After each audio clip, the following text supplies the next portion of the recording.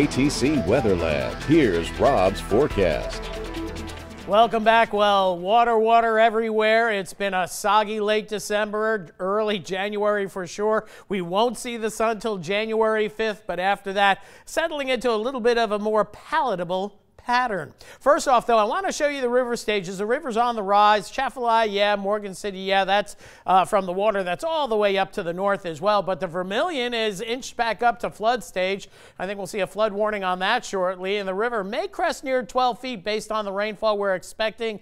I think that's close to the high end of what we would expect if we would see 2-3 inches of rain, and that's why I think in Lafayette, but locally up to 2 to 4 inches of rain as the Pineapple Express connected to all the way down into the tropical Pacific, the subtropical jet stream here streaming northward, the upper level low that's going to enhance the action and allow for low pressure to develop at the surface here in the Gulf of Mexico. That's going to all combine to give us a soaking wet Thursday, but finally drier air, high pressure ridge will be moving in as we get into the latter part of the week. That is Friday and certainly into Saturday with sunshine returning.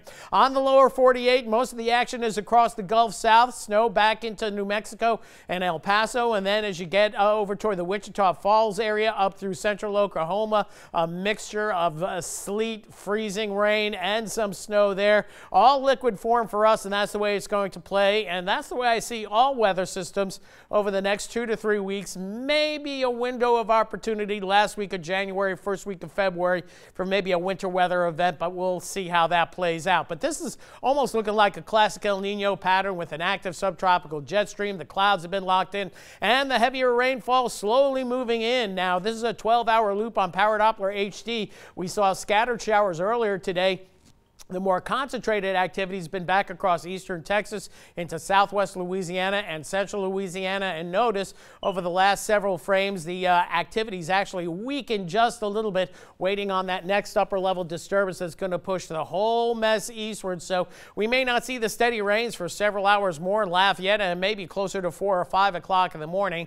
Meanwhile, a couple of spotty showers here and there across the area. The rains get a little bit more solid as we get into Jeff Davis Parish, certainly over into Calcasieu Parish, Cameron, and then Beauregard, and then off to the north into Allen, also up into Repeats Parish, up toward Alexandria, and it's been pretty wet up through Avoyelles Parish as well, much of Evangeline Parish. So flood watch in effect for all of Acadiana, 2 to 4 possible for most, maybe isolated more over southwest Louisiana. I think this is the zone across central Louisiana that may see up to 4 to 5 inches, and that could be problematic. Grounds are saturated, and any rainfall that you see that comes down more than an inch per hour will begin to flood the streets. So be careful ponding on the roadways, some localized street flooding, but at least the system is going to be moving along. So I don't think much more than 2 to 4 inches will be in the mix with this weather system. So here's predictive radar indicating the moderate to heavier rains beginning to edge in toward the Lafayette area about 4 o'clock in the morning. Locally heavy rainfall southwest Louisiana, and it continues to rain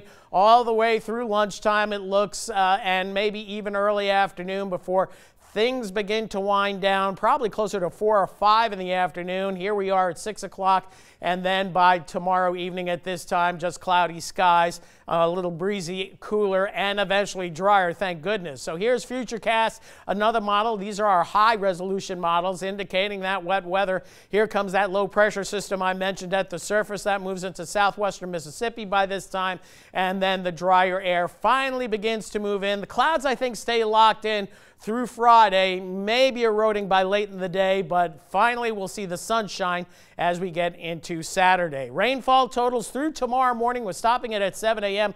Not much locally, higher amounts to the west where we'll be pushing an inch of rain, and then you add all of Thursday's rain. Most of us get between 2 to 3 inches of rain, isolated spots near 4, and the predictive radar model also indicating much the same, with the possibility up to 3 inches right now. This particular model is pretty hot and heavy here, so average the 2 that you just saw, an inch to 2 inches of rain for sure, isolated spots 2 to 3, few spots up to 4. So temperature wise, we stay in the 50s through tomorrow.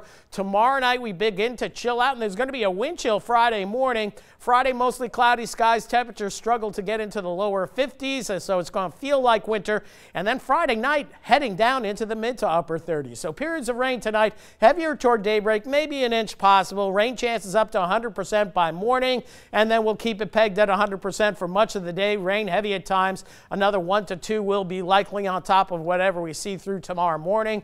So after the soaking Thursday, a mostly cloudy Friday, and then vitamin D will be produced on Saturdays. You get out in the sun if you can, and a very nice weekend at that. Temperatures in the 60s, a few more clouds Sunday, a few showers late Monday, but nothing big on the horizon like what we're seeing in the next 24 hours. All right, thanks, Rob.